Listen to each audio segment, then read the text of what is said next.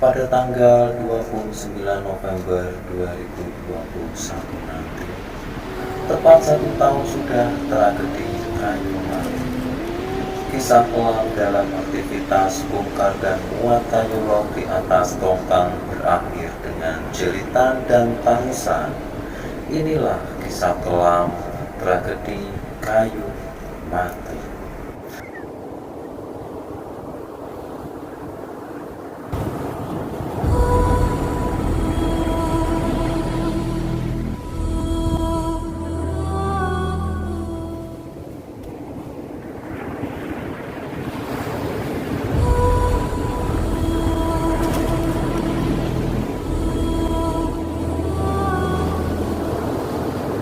Assalamualaikum warahmatullahi wabarakatuh. Sobat Karang dimanapun engkau berada, bagaimana kabarnya?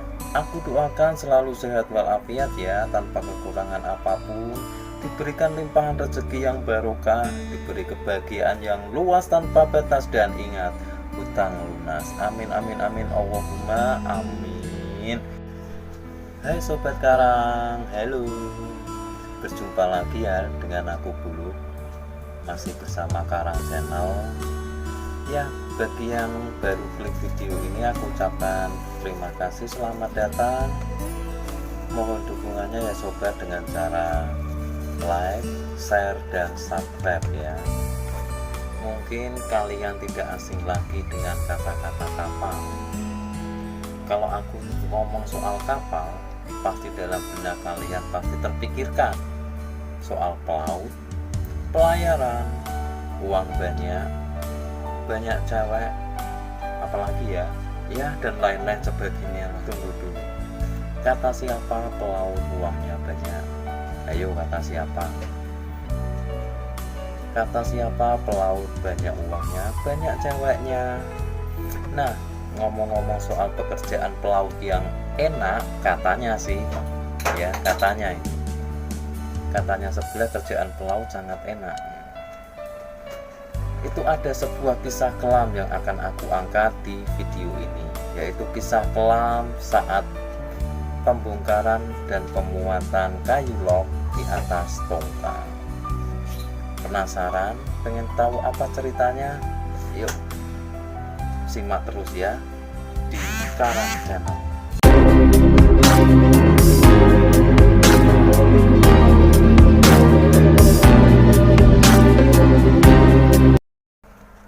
TP Holi Indah 9 adalah kapal berjenis tunda atau kapal yang menarik tongkang bermuatan kayu log yang dioperasikan oleh PT Kayu Lapis Indonesia di Wonorejo, Kaliwungu, Kendal.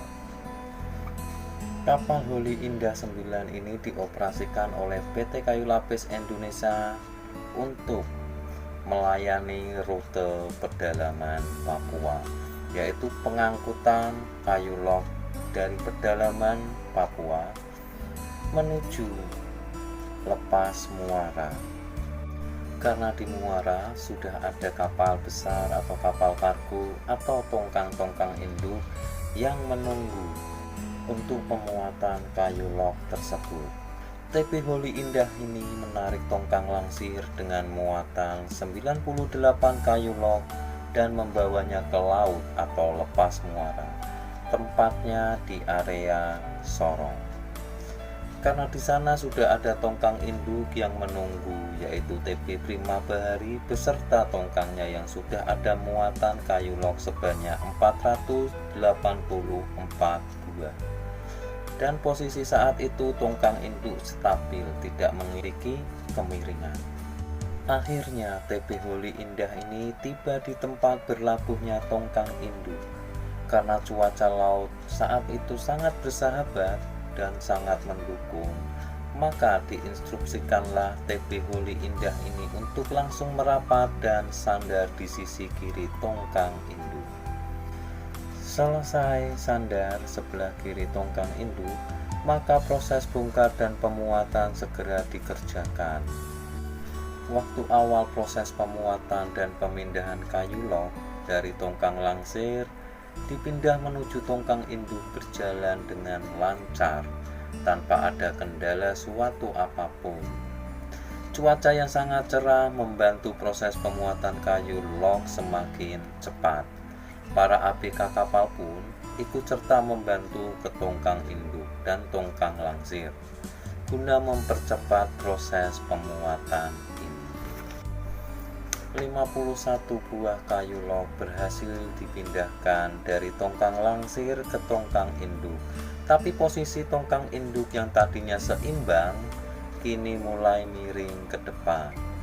Akhirnya kapten kapal Prima Bahari memerintahkan untuk memundurkan tongkang langsir dan pemuatan kembali di bagian belakang tongkang induk, agar posisi tongkang induk yang tadinya miring ke depan agar bisa kembali seimbang.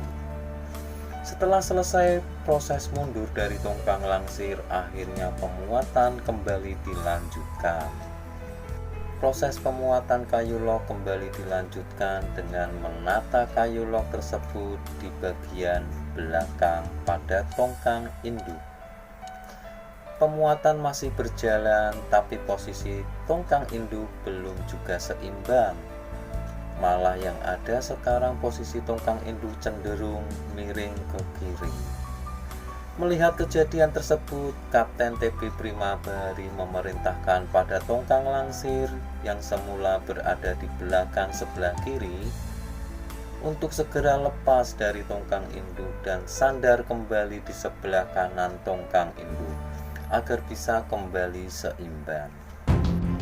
Akhirnya TB Holi Indah pun mulai menarik kembali tongkang langsir untuk lepas dari sisi kiri tongkang induk dan mulai merapatkan kembali tongkang langsir di sisi belakang kanan tongkang. Pukul 14:15 waktu Indonesia Timur, proses pemuatan kembali dilanjutkan. Namun, baru selesai memindahkan dua kayu log, posisi tongkang induk berubah drastis. Yang tadinya miring ke kiri kini langsung menjadi miring ke kanan, miring dan semakin miring, dan akhirnya 560 buah kayu log yang sudah tersusun di atas tongkang induk, rumah pondok, dan para helper dan ABK yang ada di atas tongkang induk pun meluncur dan terjun bebas ke laut. ABK yang terjatuh dan tenggelam bersama kayu log tersebut dalam pencarian, dan akhirnya para korban bisa ditemukan dalam keadaan selamat. Walau membutuhkan waktu yang agak lama untuk mengevakuasi para korban, seluruh korban dinyatakan selamat, tapi para korban mengalami luka-luka dan cedera pada tubuhnya akibat terbentur atau berbenturan dengan kayu log tersebut. Kepanikan dan ketakutan menghantui para semua ABK kapal tersebut. Akhirnya kedua nakoda menghubungi atau memberitahukan kejadian naas tersebut kepada perusahaannya masing-masing. Setelah itu kedua kapten kapal tersebut beserta chief officer dan kepala kantor cabang mengadakan meeting atau rapat di kantor cabang yang berada di daerah situ, agar bisa bermusyawarah dan mendapatkan solusi atas peristiwa ini. Berita acara kronologi kejadian pun sudah dibuat dan sudah disetujui oleh kedua pihak. Hasil dari rapat tersebut adalah kayu log yang terjatuh dan tenggelam di dasar laut akan diambil kembali dengan cara penyelaman dan pengangkatan kayu log dengan menggunakan kren-kren di kedua tongkang tersebut.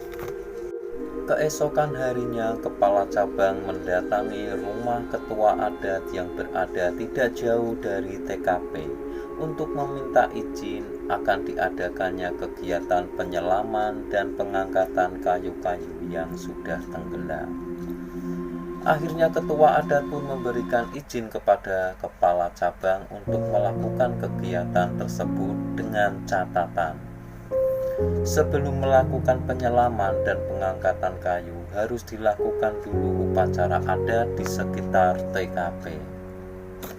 Tujuan upacara tersebut adalah sebagai tolak bala dan keselamatan, kelancaran, kemudahan dalam proses pencarian kayu, dan agar laut tetap bersahabat, tidak berlomba.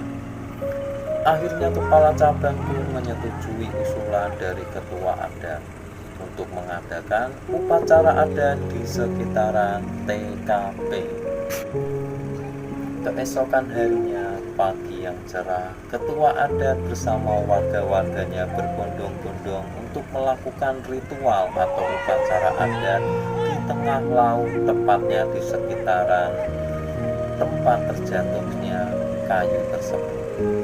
Dengan menggunakan beberapa perahu motor, upacara adat dilakukan. Ketua adat pun berdiri di depan perahu motornya. Komat kami membaca doa, menari-nari, diikuti dengan para warga-warga. Menari dan terus menari sambil mengelilingi lokasi kejadian. Akhirnya upacara adat pun selesai dan ketua adat pun sudah mengizinkan untuk dilakukannya kegiatan penyelaman pengangkatan kayu yang sudah tenggelam. Dimulailah proses kegiatan penyelaman dan pencarian kayu. Setelah mendapatkan kayu, barulah diangkat menggunakan tali dan kren dan dimuat kembali di atas tongkang induk. Akhirnya penyelaman dan pengangkatan 560 kayu log yang tenggelam selesai dalam waktu 15 hari. Benar saja apa kata Bapak Ketua Adat. Karena setelah selesai proses kegiatan tersebut, laut yang cerah langsung berubah menjadi gelap dan berombak. Dan cerita pun selesai. Terima kasih. Ya, terima kasih ya Sobat Karang. Cerita ini atau kejadian ini aku dapatkan dari Mas Fajar Wahyu Pamungkas ya. Mas Fajar ini adalah saksi sekaligus korban waktu tragedi tersebut. Beliau adalah juru minyak di atas kapal Holy Indah 9 yang membantu proses pemuatan kayu di tongkang induk. Ya, buat semuanya tetap hati-hati, waspada, jangan lupa berdoa